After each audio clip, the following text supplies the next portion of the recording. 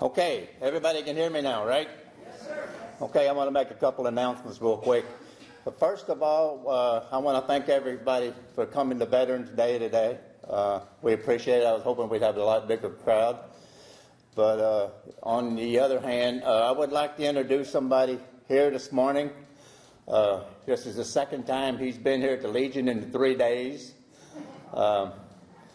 Mr. Bob Roth, 95 years old, Korean veteran. So we really appreciate him coming out here this morning.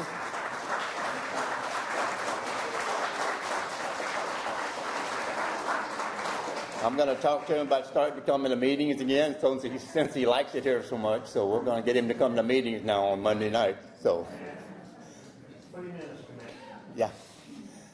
We do have a guest speaker here today, and I'm going to have his daughter introduce him when it's time for him to come up here, Mr. Troy Cobbs. So he'll have a pretty good speech to give you. But we're going to do the color guard now, and then once the color guard starts marching, I'm going to have everybody stand up and hand salute. And we'll be standing here until we do the Pledge of Allegiance right after that. And then we'll have Rosie do the national anthem, and then we'll be seated again. So, officer, today on your command, would all stand, please?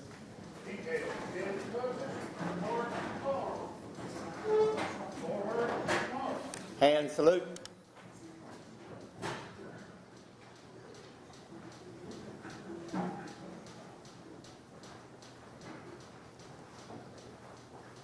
Detail halt.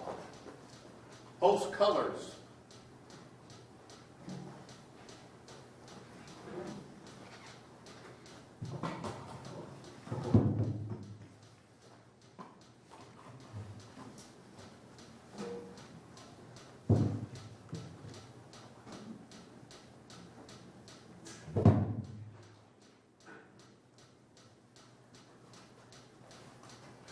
Present form.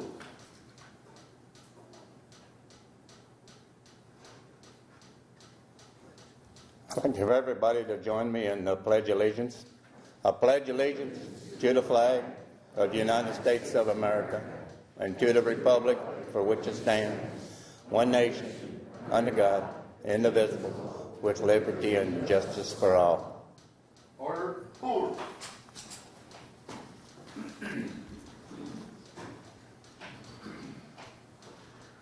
Oh, say, can you see by the dawn's early light what so proudly we hailed at the twilight's last gleaming, whose broad stripes and bright stars through the perilous fight o'er the ramparts we watched were so gallantly streaming, and the rocket's red glare, the bombs bursting in air, gave proof through the night that our flag was still there. Oh, say does that star-spangled banner yet wave for the land of the free and the home of the brave? Order, hold.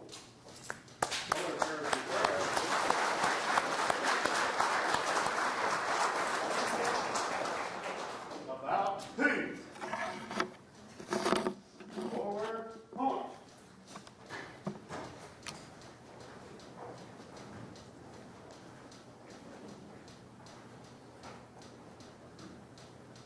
Detail halt. Fall out. All right, everyone may be seated now. I want to make another announcement. We got a sign-up sheet here. If anybody's planning on attending the Christmas party this year on January the 14th, we would like for you to sign it so we know how much food to get. If anybody hasn't signed it yet. I think I got it back on again, right? Okay.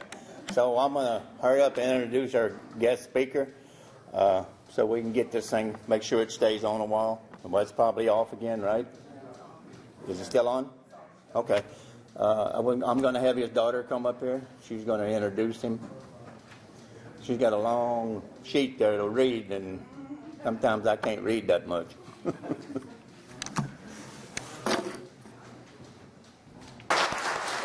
here we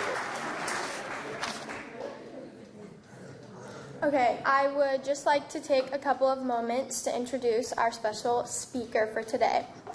Troy enlisted in the Army straight out of high school, embarking on a journey that would forge a path of service, compassion, and courage. As a 19 Delta Cavalry Scout, he was in the 89th Cavalry Regiment of the prestigious combat-hardened 10th Mountain Division during his first year of service. This year was marked by a deployment in the crucible of Operation Restore Hope in Mogadishu, Somalia. He confronted the stark realities by a country fractured by the Civil War. In the heat of conflict, Troy inspired resilience, navigating the challenges of high casualty environments that would overwhelm the most seasoned soldiers. In the face of such adversity, the sense of helplessness due to the lack of medical training and the inability to help his fellow soldiers indicated the quest for empowerment through knowledge. Returning stateside, he immersed himself in medical training, earning certifications as a combat lifesaver and mastering advanced combat casualty care. His medical expertise was not confined to the battlefield. Troy's next deployment to Haiti during Operation Uphold Democracy tested his healthcare mettle. Tasked with averting the military dictatorship coup and reinstating democratic governments, he worked tirelessly, stretching his healthcare knowledge to new limits. From managing standard trauma care to treating infectious diseases such as dysentery and hepatitis A.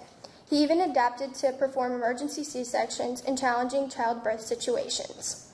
After a distinguished tenure in the Army as a Cavalry Scout with the 10th Mountain Division and the 2nd Cavalry Regiment, Troy took the discipline, determination, and courage enhanced through combat in Operation Restore Hope and Operation Uphold Democracy and channeled them into furthering his education. Preferring medical excellence made him part of Missouri's first class of nationally registered paramedics. Not content to rest on his laurels, Troy advanced into nursing. His drive and aptitude saw him quickly ascend to a registered nurse, earning a certification as an emergency nurse and later working as a med-evac nurse. Taking lessons learned on the battlefield to save the citizens here at home.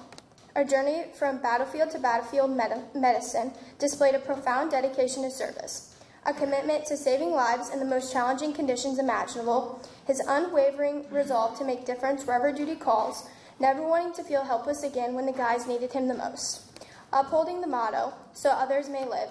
And I'm very honored to introduce to you my father, Troy Hobbs.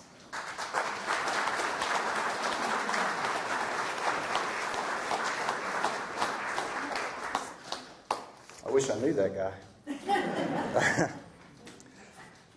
So I gave this speech the other day at Valley, so this may be a repeat for some of you. So as I look out amongst us, I often, how do you spot a veteran? And it can be varied. Some veterans bear visible signs of their service, the loss of a limb, a jagged scar, or a certain look in their eye. Others may carry the evidence inside them. A pin holding a bone together, a piece of shrapnel, or worse yet, an injury of the soul. Except maybe in parades or gatherings like this, the men and women who have kept America safe wear no emblems or badges. She's the average-looking woman on the street who spent 6 months in Iraq sweating 2 gallons a day, ensuring the armored personnel carriers didn't run out of fuel. Maybe he's that barroom loudmouth we've all ran into, whose overgrown frat boy behavior is outweighed 100 times by the 4 hours of exquisite bravery he displayed during the Battle of East Hastings in Iraq.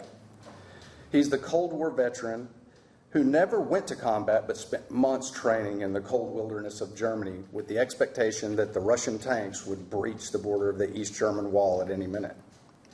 She is the now retired nurse who spent her days fighting futility and nights crying herself to sleep for 2 years during her service in Da Nang. He's the Vietnam veteran who went away one person and came back another, and still holds on to the memories of his best friends that did not come back at all.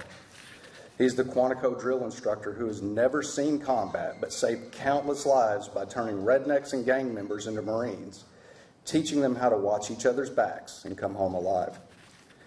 He is the 3 anonymous heroes in the Tomb of the Unknown Soldier, whose presence in Arlington represents all the anonymous heroes whose valor dies unrecognized with them. He's the aggravatingly slow old man bagging groceries at Country Mart who fought the Chinese and Korean army to a standstill, whose only wish is that his wife was still alive to hold him when its nightmares come at night. The ordinary yet extraordinary human being, the person who has offered some of his life's most vital years in service of his country, who sacrificed his ambitions so others would not have to sacrifice theirs. I laugh at myself about how my own journey began on a day, or actually more of a night, but a fall day, not unlike this one. I was dropping punts and kickoffs on my high school football field, doing childlike things to 365 days later, I found myself in a country that I struggled to find on a map. Men from my previous life took the fight to our enemy. In that country, we found men who pray 5 times a day for our destruction. Those praying men don't know me, they don't know you, and they don't know America. They don't understand our compassion, our freedoms, and our tolerances. Today, it may seem as if some of those things are currently missing, but they remain at our core and always will.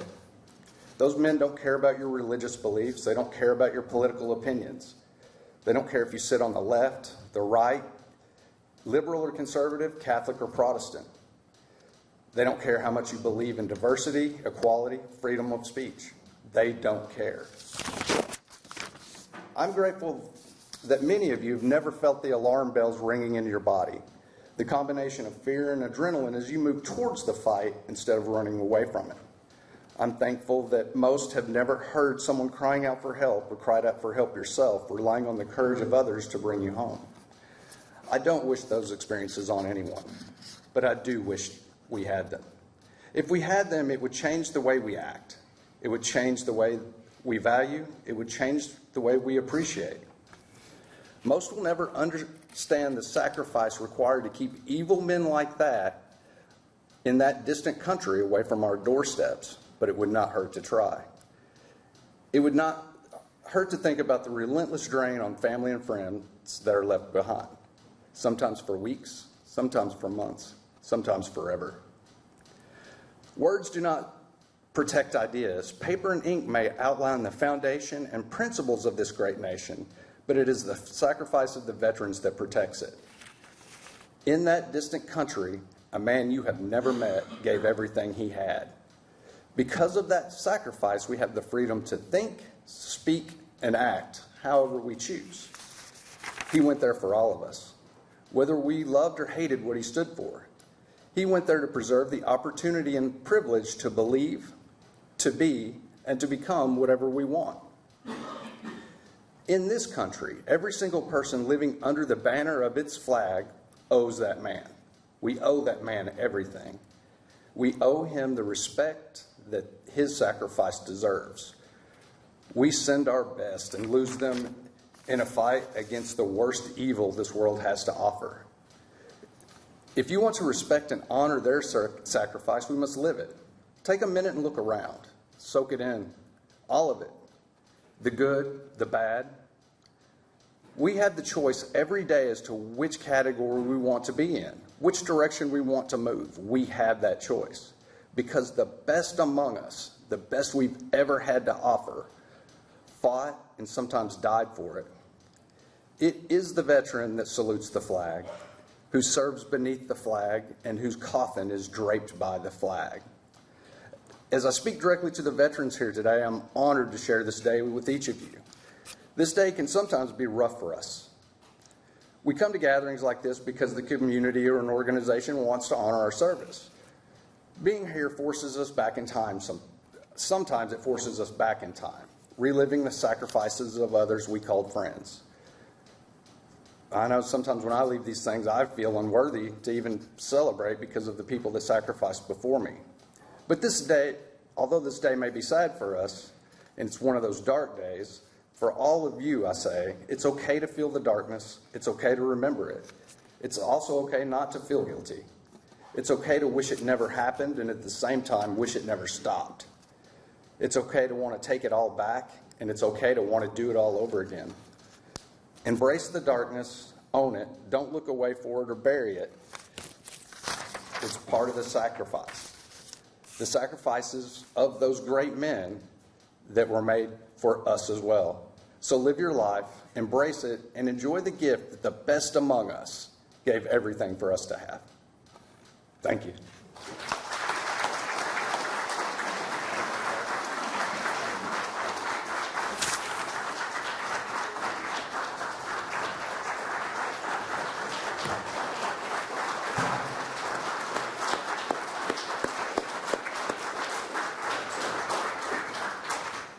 Again, I want to thank Troy for coming here today. The other day, I had another speaker lined up, but at the last minute, he had to cancel.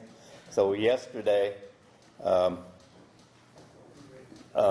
called him, and he said, yeah, I'll be glad to do it. So I really appreciate you coming out today. But I know there has been some controversy over Veterans Day and Memorial Day, but we would like to just make the comment that Veterans Day is the day we celebrate the people that are here and be happy that you are here. And I know Memorial Day is the day that we remember the ones that passed away. And that'll be coming up in May. So we need to celebrate, and I hope everybody enjoys themselves today. And I'm glad you're all here.